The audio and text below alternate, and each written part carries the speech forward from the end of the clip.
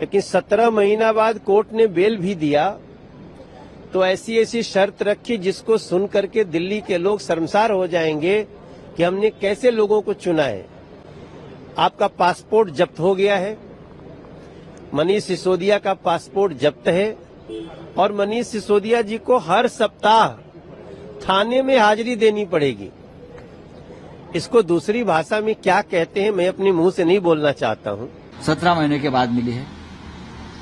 Supreme court ने निचले अदालत पर और ईडी पर जिस तरह से स्ट्रिक्चर पास किए, आप देखिए कि एक व्यक्ति को किस तरह से छल कपट से जेल में डाला जाता है। तिहाड़ जेल से रिहा होने के बाद अब आम आदमी पार्टी के नेता मनीष सिसोदिया ने अपने कार्यकर्ताओं को संबोधित किया। इस दौरान उन्होंने 2025 के दिल्ली विधानसभा चुनाव के लिए कमर कसने का आह्वान किया, तो दूसरी तरफ दिल्ली के मुख्यमंत्री अरविंद केजरीवाल की रिहाई की भी संभावना जताई और विपक्ष के सामने गिड़गिड़ाते नजर आए और कहा कि अगर विपक्ष ने ये कर लिया तो अरविंद केजरीवाल भी हमारे साथ बाहर नजर आएंगे। जिसके बाद इस मामले को लेकर प्रतिक्रियाओं का भी दौर देखने के लिए मिला है। बीजेपी नेता मनोज तिवारी ने भी इस मामले पर प्रतिक्रिया जो है दी है। अब ऐसे में हम आपको बता दें कि कांग्रेस और आम आदमी पार्टी के बीच की दूरियां अब इस वक्त जो है सुर्खियां बिटोरती रहती है, क्योंकि आम आदमी पार्टी और कांग्रेस जो है भले ही जो लोकसभा चुनाव है दोनों एक साथ नजर आए थे, लोकसभा चुनाव में कई पार्टियां एक साथ थी, लेकिन जब विधानसभा चुनाव की बात आती है तो फिर सभी पार्टियां अपने अपने राज्यों में अलग अलग चुनाव लड़ने की बात कहती है। और कांग्रेस ने आम आदमी पार्टी से अपने आप को बहुत पहले ही अलग कर दिया था, ये कहते हुए कि गठबंधन जो है वो लोकसभा चुनाव के लिए था, विधानसभा चुनाव के लिए नहीं था। अब ऐसे में अब मनीष सिसोदिया जो है वो आम जनता को संबोधित करते नजर आए। उस दौरान उन्होंने उम्मीद जताई कि उनके असली नेता यानी दिल्ली के मुख्यमंत्री अरविंद केजरीवाल जल्द ही रिहा हो जाएंगे। पटवारगंज के विधायक मनीष सिसोदिया ने कहा कि अगर देश के नेता और विपक्ष एक साथ आ जाए तो केजरीवाल जी 24 घंटे के भीतर जेल से बाहर होंगे। भाजपा पर भी उन्होंने निशाना साधा, सीबीआई ईडी का भी जिक्र किया। उन्होंने कहा कि भाजपा के अन्य दलों के कार्यकर्ताओं और नेताओं को दबाव की रणनीति, धमकी और जेल के माध्यम से तोड़ने में विशेषज्ञता हासिल है, लेकिन इसके बावजूद आप अपना सिर ऊंचा करके खड़े हैं। आज दुश्मन भी सोचने लगा है कि आम आदमी पार्टी के लोगों में कुछ तो बात है कि इनके नेता 6 महीने 17 महीने जेल में रहते हैं, लेकिन फिर भी ये टस से मस नहीं होते। ये अरविंद केजरीवाल के परिवार की ताकत है। मनीष सिसोदिया ने अपनी कैद के दौरान आप समर्थकों के साथ किए गए व्यवहार पर भी दुख व्यक्त किया और कहा कि जब मैं अदालत जाता था तो देखता था कि बैरिकेड लगाए गए थे और दूसरी तरफ नारे लगाए जाते थे। मैं अखबारों और टीवी पर देखता था कि मेरी बहनों पर लाठियां बरसाई जा रही, मेरे भाइयों पर लाठियां बरसाई जा रही।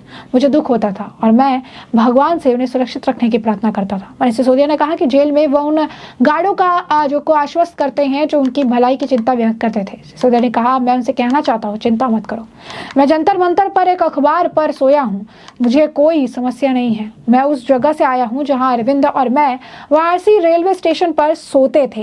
तो अब देखिए कि किस तरीके से जो है मनीष सिसोदिया ये बातें करते नजर आए। मनीष सिसोदिया ने सारी चीजें कही है। मैं कल से कह रहा था अपने साथियों से, हम तो रथ के घोड़े हैं, हमारा असली सारथी अभी जेल में बंद है, वो भी बाहर आ जाएगा। फिर उसके बाद हमको तो जहां हकेंगे हम हकेंगे, लेकिन हमारा असली सारथी अभी जेल में बंद है और जेल के ताले टूटेंगे, बहुत जल्दी छूट के आ जाएंगे। बहुत कृपा है अरविंद जी के ऊपर बजरंगबली की। आपको याद है ना, लंबे समय से बहुत सारे लोग साथ हैं, कितने शुगर का पेशेंट होने के बावजूद कितना लंबा लंबा फास्ट किया, केवल बजरंगबली जी की कृपा से। तमाम तरह के आरोप, इतने आरोप लगाए झूठे झूठे, बच गए, निकल के आ गए केवल अरविंद जी बजरंगबली जी की कृपा से। और मैं समझता हूं भगवान की कृपा, बजरंगबली जी की कृपा हम पर कल हुई बाबा साहब के दिए हुए संविधान की बदौलत। बाबा साहब ने, जब ये मुकदमे की सुनवाई चल रही थी, मैं बहुत ध्यान से सुन रहा था, पढ़ रहा था, पूरी डिटेल ले रहा था वकील साहबों से। बाबा साहब ने 75 साल पहले, करीब 75 साल पहले अंदाजा लगा लिया था कि कभी कभी ऐसा भी होगा, हम लोकतंत्र का संविधान बना रहे हैं, लेकिन कभी कभी ऐसा भी होगा कि इस देश में तानाशाही ताकतें आके आतंकवादियों, ड्रग माफियाओं पर लगाए जाने वाले कानून को आम आदमी के ऊपर लगाएंगे, व्यापारियों के ऊपर लगाएंगे, विपक्षियों के ऊपर लगाएंगे। तो उस वक्त उन व्यापारियों को, उन आम आदमियों को, उन विपक्षियों को कौन बचाएगा? तो बाबा साहब ने पहले ही लाइन जोड़ दी थी, संविधान बचाएगा। यही भगवान की कृपा है। कौन बचाएगा उनको जब तानाशाह सरकार अपना जुल्म करेगी, एजेंसियों का दुरुपयोग, कानूनों का दुरुपयोग करेगी, जेलों का दुरुपयोग करेगी, तो कौन बचाएगा? 75 साल पहले उस महान शख्सियत ने लिख दिया था कि मैं ऐसा संविधान दे रहा हूं कि तुमको संविधान बचाएगा। आज हम संविधान के बदौलत खड़े, संविधान की ताकत से यहां पे खड़े हैं। आज मैं शुक्रगुजार हूं देश के संविधान का, बाबा साहब का, और साथ साथ बहुत विनम्र निवेदन के साथ में माननीय सुप्रीम कोर्ट का, बहुत विनम्र सम्मान के साथ में माननीय सुप्रीम कोर्ट ने संविधान की दी हुई ताकत का इस्तेमाल करते हुए कल तानाशाही को कुचला, तानाशाही को कल गलत ठहराया। और माननीय सुप्रीम कोर्ट के साथ साथ मैं बहुत तहे दिल से शुक्रगुजार हूं उन वकीलों का जो पिछले 1.5 साल से, 17-18 महीने से, और बल्कि उससे पहले से भी पूरी लड़ाई लड़ रहे हैं। मैं जेल में बैठा था, आप लोग आंदोलन कर रहे थे, अरविंद जी जेल में बैठे हैं, आप लोग यहां सड़कों पे डंडे खा रहे हैं, लेकिन वो वकील इधर से उधर धक्के खा रहे हैं, एक कोर्ट से दूसरे कोर्ट धक्के खा रहे हैं, एक कागज से दूसरे कागज में दार हैं। इनकी एक एक साजिशों का, इनकी एक एक चालबाजियों का, इनकी एक एक तिगड़मों का जवाब दे रहे हैं अदालतों में खड़े होकर, इनके एक एक झूठ का पर्दाफाश कर रहे हैं। मेरे लिए तो मैंने कल भी कहा था, भगवान स्वरूप हैं। किसी भी जेल में बंद होने वाले एक व्यक्ति के लिए तो वकील भगवान स्वरूप होता है, और मेरे लिए तो सिंघवी साहब वाकई भगवान स्वरूप हैं। अभिषेक मनु सिंघवी जी, जिन्होंने इस पूरी कानूनी लड़ाई को इस अंजाम तक पहुंचाया, और जल्द ही अरविंद जी को भी बाहर लेकर आएंगे। इस मामले पर रिएक्शंस भी देखने के लिए मिला, जैसा कि हमने आपको बताया कि इस वक्त जो है प्रतिक्रियाओं का दौर देखने के लिए मिल रहा है। और इस मामले को लेकर मनोज तिवारी का भी बयान सामने, बीजेपी के नेता मनोज तिवारी क्या कुछ कह रहे हैं, जरा सुनिए। 17 महीना बाद उनको जमानत मिली, जमानत कोर्ट ने दिया। अब कल तक तो कोर्ट को भी भाजपा ही समझ रहे थे, अब उनकी जो झूठ और भ्रम की साजिश थी वो तार तार हो चुकी है, क्योंकि कोर्ट है, बेल देने का काम कोर्ट का है। लेकिन 17 महीना बाद कोर्ट ने बेल भी दिया, तो ऐसी शर्त रखी जिसको सुन करके दिल्ली के लोग शर्मसार हो जाएंगे कि हमने कैसे लोगों को चुना है। आपका पासपोर्ट जब्त हो गया है, मनीष सिसोदिया का पासपोर्ट जब्त है, और मनीष सिसोदिया जी को हर सप्ताह थाने में हाजिरी देनी पड़ेगी। इसको दूसरी भाषा में क्या कहते हैं मैं अपने मुंह से नहीं बोलना चाहता हूं।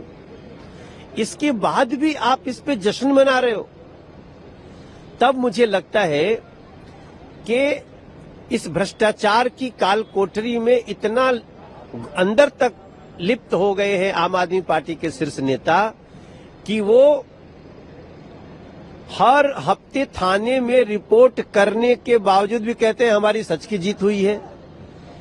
जमानत कभी भी आरोप से बरी होना नहीं होता है, और जमानत मिले हुए लोगों को आजीवन कारावास भी हुआ है, कड़ी सजा भी हुई है, कई को फांसी भी हुई है। इसलिए मैं समझ में नहीं आ रहा है कि आम आदमी पार्टी ये सच की विजय किसको कह रही है। क्या इस देश को एक और भ्रम पैदा करना चाहती है कि जमानत होने के बाद आपका आरोप से मुक्ति होता है? ऐसे लोगों से दिल्ली भी सावधान है, देश भी सावधान है। जैसा कि आपने सुना, उन्होंने कहा कि उनका पासपोर्ट जब्त कर लिया है और उन्हें हर सप्ताह हाजिरी देनी होगी। उन्होंने जो है मनोज तिवारी ने कहा है कि 17 महीने के बाद कोर्ट से उन्हें जमानत दी है, और कल तक वह कोर्ट को भाजपा का ही समझ रहे थे, और अब उनके भ्रम की साजिश तार तार हो चुकी है। बेल देने का काम कोर्ट का है। 17 महीने बाद उन्हें कोर्ट ने बेल दी, लेकिन ऐसी शर्तें रखी है कि दिल्ली वाले सुन के शर्मसार हो जाएंगे। उनका पासपोर्ट जब्त है, उन्हें हर सप्ताह थाने में हाजिरी देनी होगी। इसके बाद भी ये लोग जश्न मना रहे हैं। वही इस मामले पर जैसे कि हमने आपको कहा कि बयान दिए जा रहे हैं, तो एक तरफ मनोज तिवारी हैं जो इस मामले पर प्रतिक्रिया दे रहे हैं, तो दूसरी तरफ जो है संजय राउत ने भी इस मामले पर अपनी राय रखी है। क्या कह रही है संजय राउत भी, जरा सुनिए। 17 महीने के बाद मिली है। सुप्रीम कोर्ट ने निचले अदालत पर और ईडी पर जिस तरह से स्ट्रिक्चर पास किए, आप देखिए कि एक व्यक्ति को किस तरह से छल कपट से जेल में डाला जाता है। 17 महीने तक उससे बेल नहीं, जमानत नहीं मिलने देते, उसका अधिकार का हनन होता है। ईडी और निचली अदालत कानून से काम नहीं करती। मैंने भी ये वेदना सही है। अनिल देशमुख जी हो, संजय सिंह जी हो, बहुत लोगों को हमने देखा है। मनीष सिसोदिया के ऊपर एक पैसे का आरोप नहीं।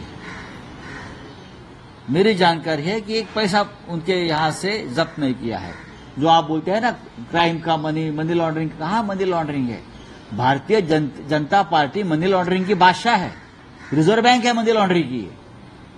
इतना पैसा उनके पास कहां से आता है? मनी लॉन्ड्रिंग से आता है ना। जैसे कि आपने सुना, संजय राउत का कहना है कि मनीष सिसोदिया को छल कपट से जेल में डाला गया है। उन्होंने कहा कि 17 महीने तक उन्हें जमानत नहीं लेने देते, उनके अधिकार का हनन होता। उन्होंने आगे कहा कि मनीष सिसोदिया के पास एक पैसा जब्त नहीं किया गया है। बीजेपी मनी लॉन्ड्रिंग की बादशाह है। तो कहीं ना कहीं अगर आप देखेंगे तो सब एक साथ एकजुट होकर आ रहे हैं, कह रही है कि उनका कोई, अगर आप कहेंगे रोल नहीं था, उनकी कोई गलती नहीं थी, इस तरीके से उन्हें फंसाया गया, या फिर जो इनके, अगर आप कहेंगे कि दिमाग में जो चीज़ें चल रही है तो उन्होंने इस तरीके से उसे व्यक्त किया। और जैसा कि मनीष सिसोदिया भी कह रहे हैं, तो कहीं ना कहीं से इस तरीके से देखा जा रहा है कि चूंकि कांग्रेस अब इससे अलग है, कांग्रेस इस गठबंधन से अलग है, विधानसभा चुनाव सिर पर है, और जिस तरीके से अगर आम आदमी पार्टी की छवि पर उनके नेताओं के जेल जाने से असर पड़ा है, इसके बाद से ये कहना गलत नहीं होगा कि विधानसभा चुनाव जो है काफी निर्णायक हो सकता है। लोकसभा चुनाव में भी साथ के साथ दिल्ली की सीटें ये हार गए, और ऐसे में 7 सीटें हारने के बाद भी इसे बड़ी हार के तौर पर देखा जा रहा था, क्योंकि अरविंद केजरीवाल ने कहा था कि मेरे जेल जाने का जवाब जनता देगी, मेरे जेल जाने का जवाब जो है जनता इनसे हिसाब लेगी। ये कई सारी बातें उन्होंने कही थी, लेकिन जनता ने जो है बीजेपी को ही चुना था, और साथ के साथ सीटें अरविंद केजरीवाल के हाथों से खिसक गई। और अब जिस तरीके की स्थिति है, जिस तरीके की अगर आप कहेंगे कि पूरे सिचुएशन है, ऐसी स्थिति में पूरी तरीके से जो हालात हैं वो फेवर में है। किसके फेवर में है? वो फेवर में है बीजेपी के। और इसी वजह से विधानसभा चुनाव से पहले अब ये कांग्रेस का साथ चाहता है, लेकिन कांग्रेस ने दूरियां बना रखी है। वो साफ कर चुकी है कि विधानसभा चुनाव के लिए गठबंधन नहीं था, हम अपनी अपनी जगह पर लड़े। और अगर कांग्रेस भी चुनाव लड़ती है तो जो आम आदमी पार्टी के पाले में और भी ज्यादा जो सीटें आने वाली थी वो कहीं ना कहीं अब डिवाइड हो चुकी है। वो कहीं ना कहीं अगर आप देखेंगे कि अब आम आदमी पार्टी को जो कहीं ना कहीं थोड़ा बहुत भी अगर इमोशनल कार्ड खेल के, विक्टिम कार्ड करके भी कुछ मिलता, तो कांग्रेस के अलग चुनाव लड़ने से वो भी कट जाएगा। यानी ये वोट काटने के लिए फिर कांग्रेस अलग जो चुनाव लड़ रही है, इसका नुकसान विधानसभा चुनाव में भी देखने के लिए साफ तौर पर मिलने वाला है। तो ऐसे में हमने आपको जो पूरा मामला है ये बड़े विस्तार से बताया कि पूरा मामला क्या है, किस तरीके से अरविंद केजरीवाल को जेल से बाहर निकालने के लिए अब सिसोदिया कर गिराते नजर आए, क्या कितना कुछ जो है उन्होंने कहा, इसके बारे में बताया, और इस पर जिस तरीके के रिएक्शन आ रहे हैं वो भी हमने आपको बताया। और इस मामले पर अब आपकी जो राय हो कमेंट सेक्शन में कमेंट करके हमें जरूर से जरूर साझा करिएगा। धन्यवाद।